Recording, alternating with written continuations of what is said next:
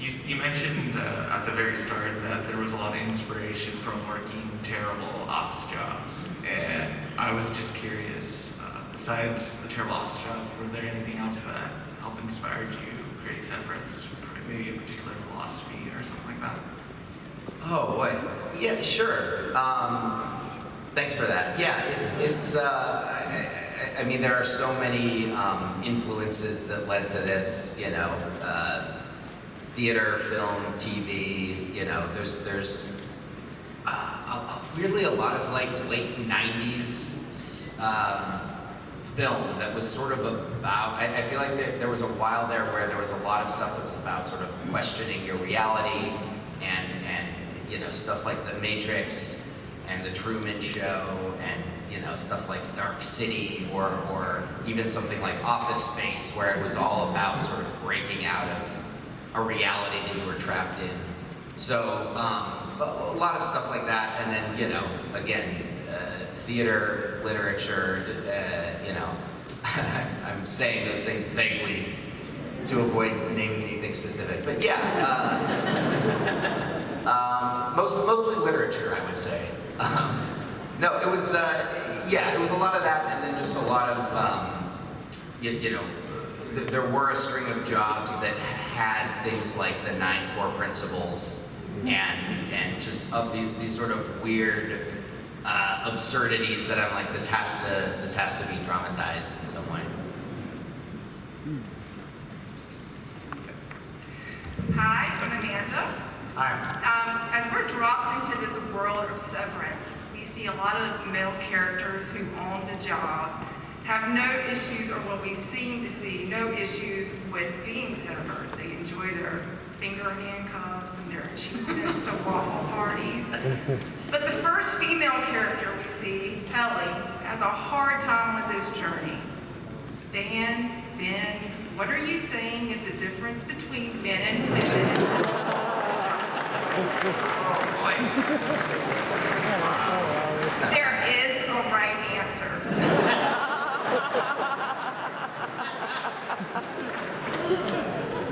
Yeah, no. No, it's a great question. It's a really good question.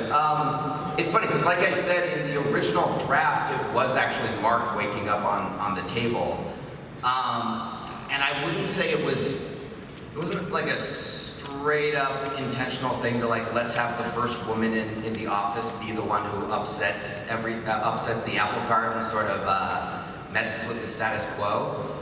But once we have that idea for it to be Helly, I mean, there is an obvious thing of like, once you bring anybody into a setting that previously was sort of all one way, and you introduce an element of, you know, diversity to an environment, you're going to have new ideas introduced that are going to sort of help and improve things. And so this idea that it was kind of this boys club and that Helly was the one who steps in and sort of, you know, becomes the instigator of change.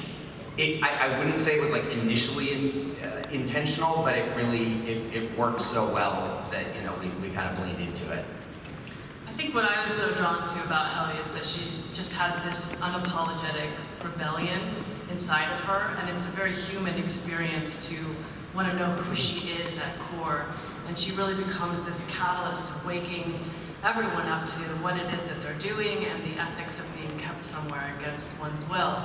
And yeah, I just think it's a really relatable human experience regardless of her gender. She's trapped, she's isolated, and her freedom and autonomy, which are paramount to her, have been taken away. So you see the depths to which she goes to fight for that freedom.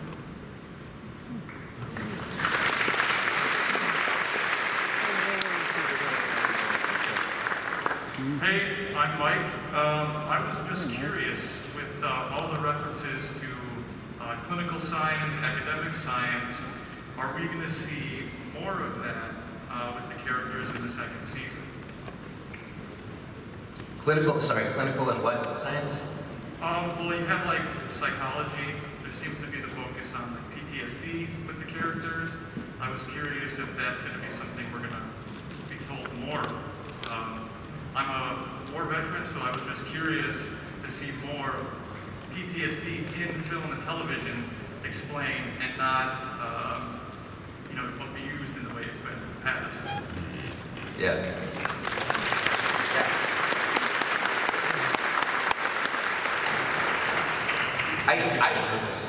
I think so. I mean, we've always talked about, Severance is sort of a stand-in for, disconnecting from pain and disconnecting from trauma. And, something like, so I think using that to explore different things, especially something like PTSD, I think makes a lot of sense. So again, I don't want to get into specifics of where things are going in season 2, but I think that the story lends itself to that kind of examination for sure.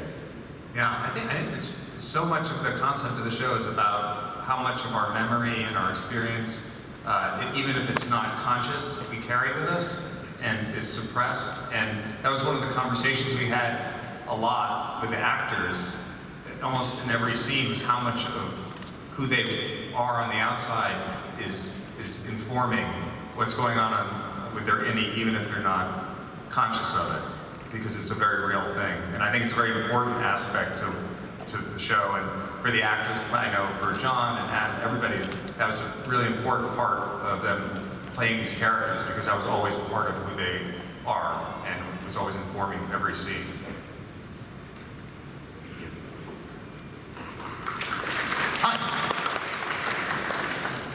This is for Ben. First off, welcome to Comic-Con, and I may enjoy you as White Villain, but I always remember enjoy you as Tony Perkins in Heavyweights. Oh. Thank you very much.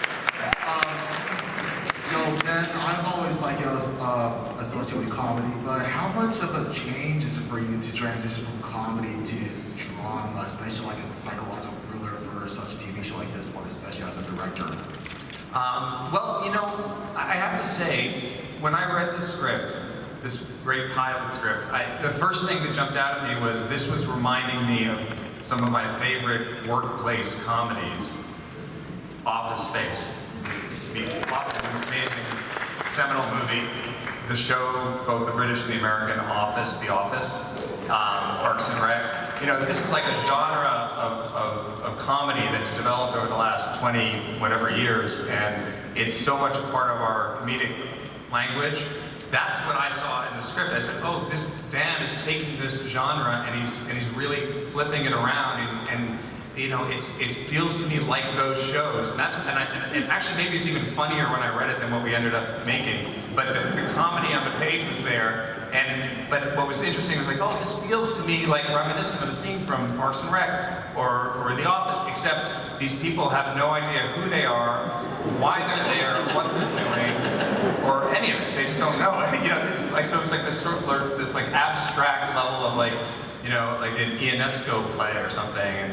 And that idea, I think, is what's so inventive and interesting about what Dan came up with. But the comedy aspect of it to me is always important, and it's something that I think I don't like to delineate. The one thing I would say when you make a show that's not a quote-unquote comedy, it's less pressure to have to be funny, because when you go to a comedy, you want to laugh. Duh. But there's not, when you watch something that's not saying it's a comedy, when the comedy is there, it's almost like a bonus, and it's really appreciated, which is like life, I think. I think the best dramas have a lot of comedy in them in movies, just down the line. So it felt to me like, okay, this is what it is, it's its own thing, and just approach it that way, and allow for the comedy to be there, and and just go from there. Here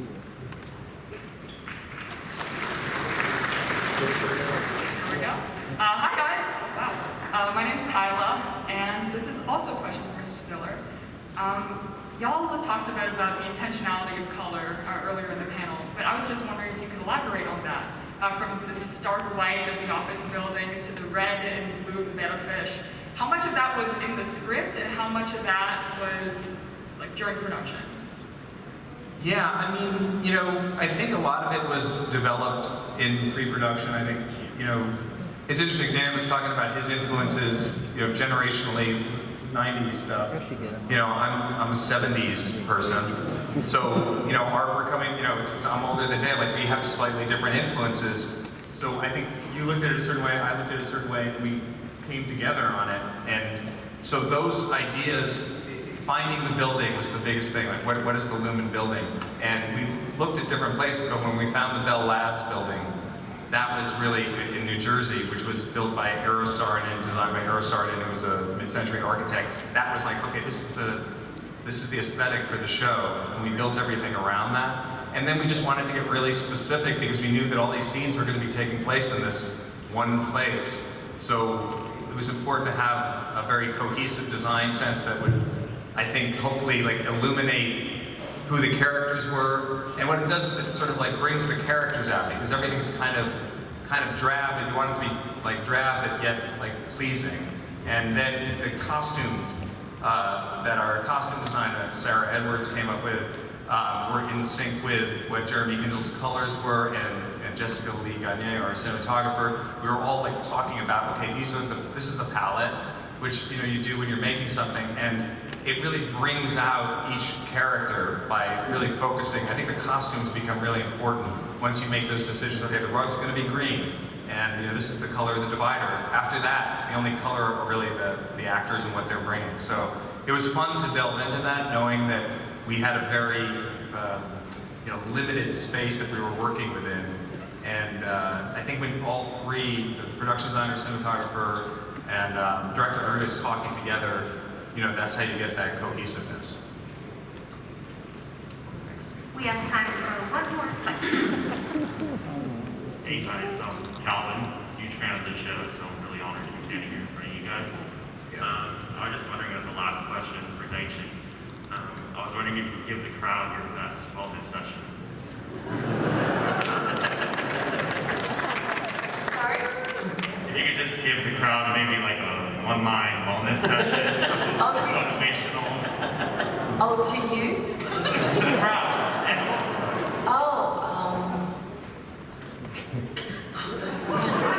Sorry to pick on the spot like that.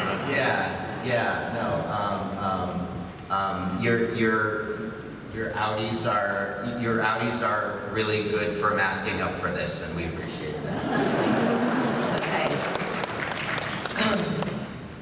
Your outies are really good for masking up and being here today for us.